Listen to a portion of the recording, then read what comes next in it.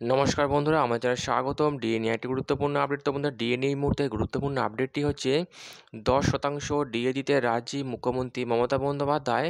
রাজ্য সরকারি কর্মীদের জন্য দুর্দান্ত ঘোষণা। তো বন্ধুরা, ডিএ সংক্রান্ত আপডেটটি নিয়ে আমরা স্টেপ বাই স্টেপ আলোচনা করব। তো অবশ্যই আপনারা ভিডিওটি স্কিপ না করে অবশ্যই পুরোটা দেখবেন।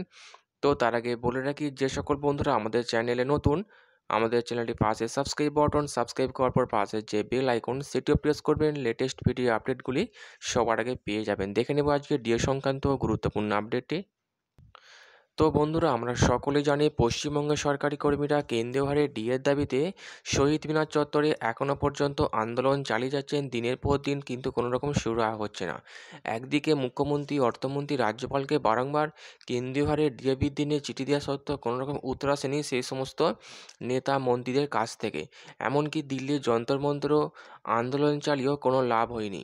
আমরা দেখেছি কলকাতা হাইকোর্টের তরফ থেকে রাজ্যকে বলা হয়েছিল সমস্ত সরকারি কর্মীদের বকেয়া দিয়ে মিটিয়ে দিতে হবে, কিন্তু সেই রায়কে অগ্রাহ্য করে সুপ্রিম কোর্টের দ্বারস্থ হয় রাজ্য সরকার, এবং যেখানে ডিএ মামলা দাখিল করে এবং যুক্তি খাড়া করে যে কলকাতা হাইকোর্টের রায় মোতাবেক ডি দিতে গেলে রাজ্যের কোষাগার শূন্য হয়ে পড়বে এবং যেখানে জনকল্যাণমুখী প্রকল্পগুলো ব্যাহত হবে, এমনটাই যুক্তি খাড়া করেছিল রাজ্য সরকার। এবং যে ডিএ মামলার শুনানি এখনও পর্যন্ত দিনের পর দিন পিছিয়ে যাচ্ছে, কোনো শুনানির নামগন্ধ নেই।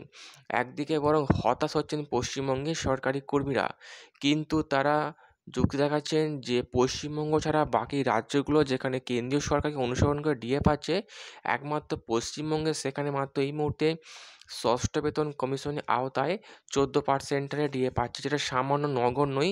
কিন্তু এই সমস্ত বক্তব্যকে মানতে নারাজ পশ্চিমবঙ্গের মুখ্যমন্ত্রী মমতা বন্দ্যোপাধ্যায়। তিনি যুক্তি খাড়া করেছেন যে রাজ্যের ক্ষেত্রে ডিএটা হচ্ছে ঐচ্ছিক বিষয় এবং কেন্দ্রের ক্ষেত্রে ডিএটা হচ্ছে বাধ্যতামূলক। কিন্তু এই সমস্ত বক্তব্যকে মানতে নারাজ পশ্চিমবঙ্গের সরকারি কর্মীরা। তাদের বক্তব্য ডিএ চাই।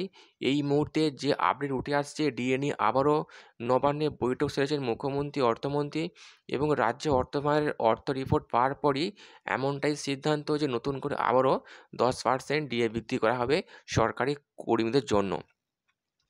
তো বন্ধু, এই ছিল ডিএ সংক্রান্ত গুরুত্বপূর্ণ আপডেট। কেমন লাগলো কমেন্ট করবেন, লাইক করতে ভুলবেন না। পরবর্তী আপডেটটি পাওয়ার জন্য আমাদের চ্যানেলটিকে সাবস্ক্রাইব করে রাখবেন। থ্যাংক ইউ বন্ধুরা ভিডিওটি দেখার জন্য।